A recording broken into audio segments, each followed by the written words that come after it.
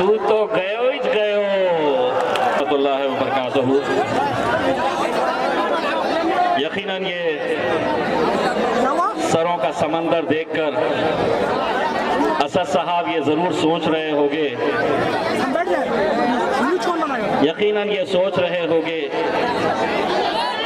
कि हर मुश्किल का मैं सामना यही सोच कर लेता हूँ कि धूप कितनी भी तेज हो समंदर कभी सूखा नहीं करते।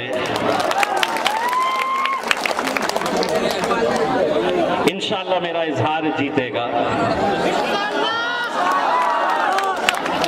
दोस्तों, आज यहाँ पर आप लोग यकीनन बैरिस्टर असदुद्दीन अवैसी साहब को देखने सुनने के लिए आए हैं। जो लोग मुझे जानते नहीं हैं, मैं उन्हें ये बता दूं कि जिस ऐवान के अंदर बैरिस्टर असदुद्दीन अवैसी साहब पिछले 15 सालों से अकेले बैठते थे और लोग ये कहते थे कि ये हमेशा अकेले ही रहेंगे, लेकिन अल्लाह ने ऐसा नवाजा है कि अब असद साहब पार्लियामेंट के अंदर अकेले नहीं है। मैं भी उनके साथ जाकर बैठ गया हूँ। मैंने सुना है कि सरकार ने ये ऐलान किया है कि अगर बिहार का इलेक्शन वो जीत जाते हैं, बिहार का इलेक्शन अगर वो जीत जाते हैं तो तमाम बिहारियों को नतीजे के बाद मुफ्त में कोरोना की दवा दी जाएगी। मैं सरकार से ये कहना चाहता हूं कि तुम्हारी दवा कब आने वाली है हमें पता नहीं। 7 तारीख के दिन हम तुमको ऐसा इंजेक्शन देने वाले हैं कि लालू तू तो गयो, नीतीश तू भी गयो, मोदी तू तो गयो ही गयो। इंशाअल्लाह मेरा इजहार जीतेगा। मेरे भाइयों, पिछले 74 साल के इतिहास के ऊपर नजर डालिए और सोचिए उस हकीकत को। क्या इस तरह के नज़ारे पिछले 74 सालों से हम देखते आए नहीं हैं? इसी तरह के जलसे सजाए जाते हैं, इसी तरह लोगों को इकट्ठा किया जाता है। लेकिन क्या वजह है कि पिछले 74 सालों के अंदर हमारी क़यादत हम खड़े नहीं कर पाए हैं? हमें बार बार ये कहा जाता है कि ये जमात फिरका परस्त है। अगर इस मुल्क का मुसलमान फिरका परस्त होता तो लालू जी कभी मुख्यमंत्री नहीं बनते। अगर इस मुल्क का मुसलमान अगर फिरका परस्त होता तो पिछले इलेक्शन के अंदर हमने भी नीतीश कुमार को वोट दिया इस झांसे के अंदर आकर कि वो सेक्युलरिज्म की रखवाली करेंगे। लेकिन आखिरकार सत्ता की लालच के अंदर जाकर मोदी जी के गोद में बैठ गए। अब इस बार वही हथकंडे, वही साजिशें, वही सब कुछ खेल खेला जा रहा है। हमको ये बताने और समझाने की कोशिश की जा रही है कि अगर ये वोट इन्हें गया तो नुकसान किसको होगा, फायदा किसको होगा। एक बात सुनो, 74 साल हमने तुम्हारे फायदे के बारे में सोचा है, अब हम हमारे फायदे के बारे में सोचने के लिए इकट्ठा हुए हैं। क्या हासिल किया हमने? यही कुछ होता आ रहा है। 74 सालों के अंदर मुसलमानों के वोटों को बांट दो, दलितों के वोटों को तकसीम कर दो, जिसे जिताना है वो जिता देते हैं। हमारी क़यादत यही वजह से खत्म हुई है।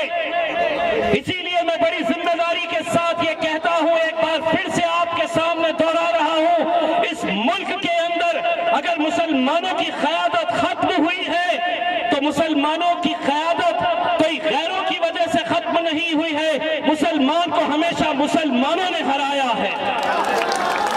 ये सच्चाई है, कड़वी है, लेकिन हर तरह के खेल खेले जाते हैं। आपकी भी महफिल में आएंगे, इलेक्शन जैसे जैसे करीब आएगा, वो दलाल चंद रुपया लेकर आपकी महफिलों में, आपके गलियों में, आपके मोहल्लों में आएंगे और बताएंगे, आंकड़े बताएंगे, हिसाब किताब बताएंगे कि ये कैसे नहीं जीत सकता, ये कैसे जीत सकता है, वोट इसे दे तो किसको फायदा होगा, किसको नुकसान होगा।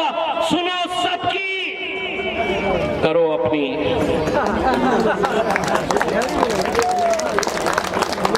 यही बात करते करते लोगों को बहकाया जाता है, लेकिन एक बात उनकी सुनो और जाते जाते उन्हें मुस्कुराते हुए ये जवाब दो कि मैं 74 साल से तुझे सुनते आया हूं, तूने जैसा कहा मैंने वैसा किया, तूने जो बोला मैंने वो सुना, लेकिन उस वक्त मजलिस नहीं थी, हम सुनते थे, तुम जो बोलते थे हम करते थे, लेकिन अब मजलिस आई है, अब हम बोलेंगे और तुम्हारे बाप को भी सुनना पड़ेगा।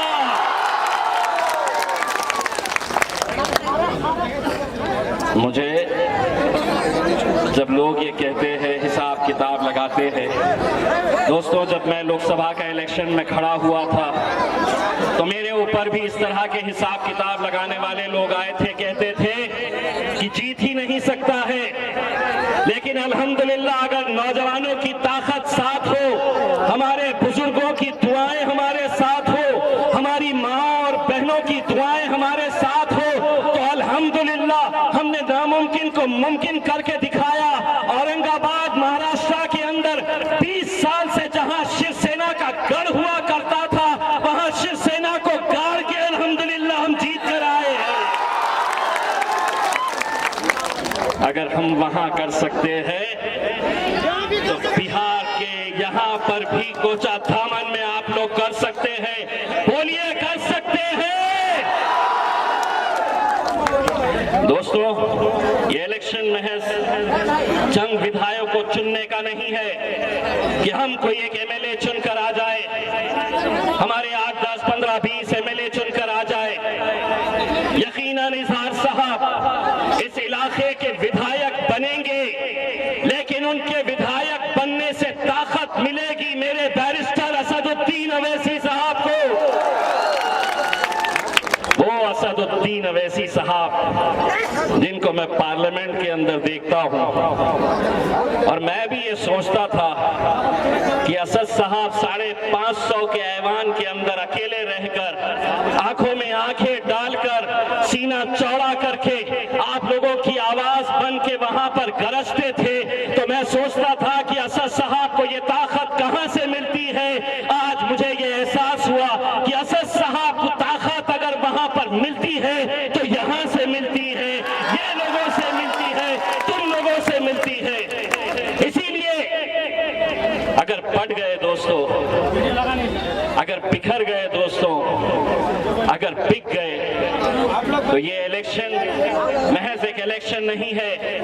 आने वाला वक्त कैसा है, आने वाला वक्त कैसे कैसे कानून लेकर सरकार आने वाली है, आप इसका अंदाजा नहीं लगा सकते हैं। सारी ताकतें जुट गई है, पूरी ताकतें एक साथ मिलकर आ गई है, और हर ताकत का यही मकसद है कि मजलिस को किस तरह से हराना। लेकिन सुनो लालू जी, मोदी जी, सुनो, यहां की आवाम की तरफ से कान खोल कर सुन लो। मोदी जी, ताकतें तुम्हारी है पर खुदा हमारा है। ताकतें तुम्हारी है पर खुदा हमारा है। अगर तुम ये गलत फहमी में अगर रहोगे, यही वो आवाम है जो किसी को सर पर बिठाती है। पुलिस वाले गौर से सुन रहे हैं। इलेक्शन कमीशन का कैमरा है नहीं है ना, बोल सकता हूं, बोले। सरकार में बैठे, मैं तो छोटे छोटे चलाता हूं, अभी AK-47 आने वाली है। तो साहब सरकार जो बैठी है हुकूमत में, वो ये सोच रही है कि अब हम जिंदगी भर हुकूमत में आ गए हैं, अब हमको कोई नहीं हटा सकता है, कोई नहीं गिरा सकता है। ये गलतफहमी का शिकार हो गए हैं हमारे नरेंद्र मोदी साहब, और उनके बाजू एक साहब बैठते हैं, उनका नाम नहीं आता है याद मुझे। हैदराबाद की एक हमारी बहन ने उनके ताल्लुक से कहा था कि मुरमुरे का थैला, मुझे नहीं मालूम है कौन है वो, कौन है? मैं बोले ही नहीं, हाँ मैं नहीं बोला उसके अंदर। आप क्या बाबा जी का ठुल्लू कर लेते हैं आप, मेरे को नहीं मालूम है, मैंने तो कुछ नहीं बोला। तो ये समझ रहे हैं कि अब हमारी हुकूमत आ गई, कोई हटा नहीं सकता है। लेकिन हम आपको बताना चाहते हैं, यही वो आवाम है जो इस मुल्क के एक चाय वाले को वजीर आजम अगर बना सकती है, तो बहुत ज्यादा अगर हमें परेशान करोगे तो एक बात समझ लो, कोचा धामन के किसी रेलवे स्टेशन के ऊपर कहीं नजर न आ जाए बेचते हुए चाय चाय चाय चाय चाय चाय चाय चाय। हो सकता है, कुछ भी मुमकिन है अगर हम एक ताकत बनकर खड़े रहे। दोस्तों, हम आपसे एक यकीन, एक वादा लेने के लिए आए हैं, एक ऐसा वादा लेने के लिए आए हैं कि जो हुजूम, जो सरों का समंदर यहाँ पर दिख रहा है, इंशाअल्लाह जब ये जीत का फैसला यहाँ पर होगा तो हम इसी मैदान के ऊपर इंशाअल्लाह असद साहब भी जश्न का मैदान में, इस मैदान में आएंगे जश्न मनाने के लिए, और हम भी आएंगे। ये उसी वक्त मुमकिन होगा अगर आप हमसे वादा करते हैं कि इंशाअल्लाह